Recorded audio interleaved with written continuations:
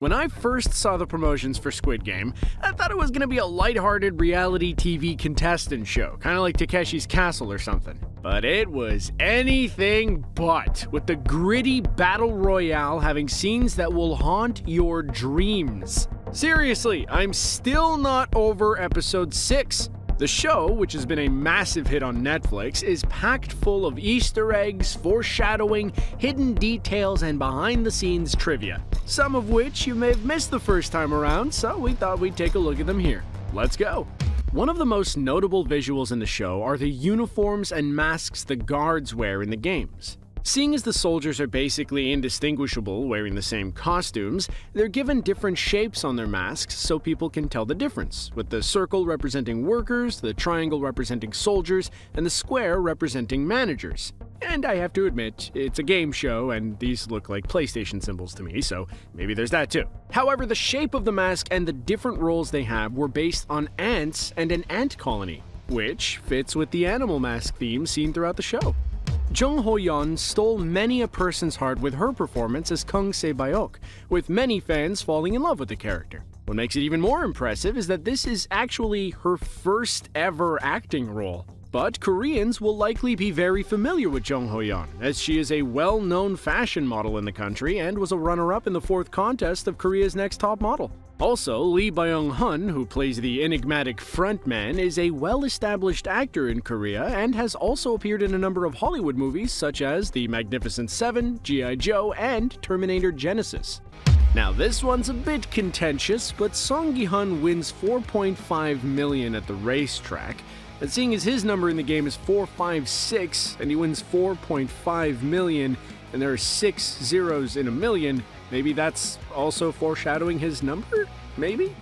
Continuing on this foreboding train, a number of characters' deaths in the show are foreshadowed in their lives outside of the game after the vote is called to stop it. For instance, Kang Se-bayok holds a knife to a man's throat and tells him she'll rip it open, which is similar to her death at the hands of scumbag Cho Sang-woo. Another resident scumbag, Jung Dae-uksu's death is foreshadowed as he jumps off of a bridge after being trapped by some gangsters trying to kill him, just like the moment he falls to his death from the glass bridge in the game. Ali also steals money and leaves a man to die, just like Cho Sang-woo does to him in the game, while Cho Sang-woo lies in a bathtub in a drenched suit, foreshadowing his fight with Song Gi-hun in the rain wearing a drenched suit.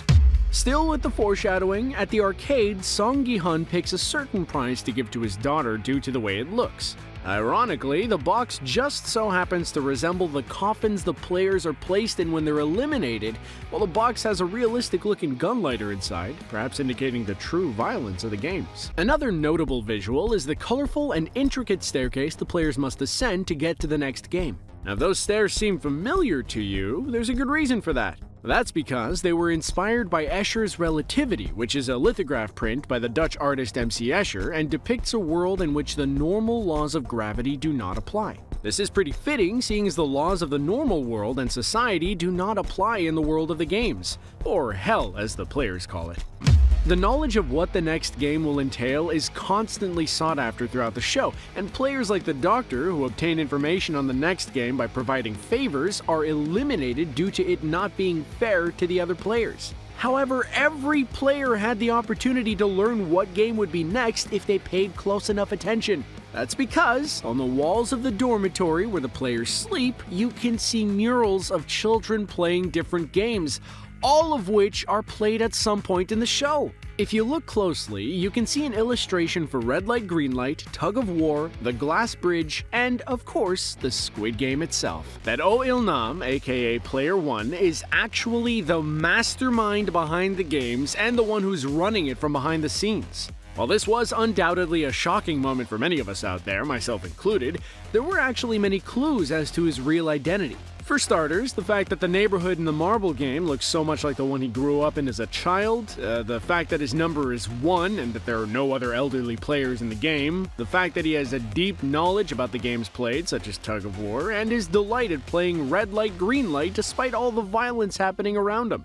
But there are some even bigger moments of foreshadowing that we missed the first time around. Such as the robotic girl's scanner in Red Light, Green Light not picking him up as a player, the fact that his name translated into English is Number 1 Man, And in the montage where multiple contestants are waiting for the van to re-enter the game, they're all gassed except for Oh Il-nam, who just enters the van of his own volition. Also, in his conversation with Song Gi-hun, Oh Il-nam basically convinces him to rejoin the game and goes through his reasoning for why he wants to keep on playing. We really should have seen it coming.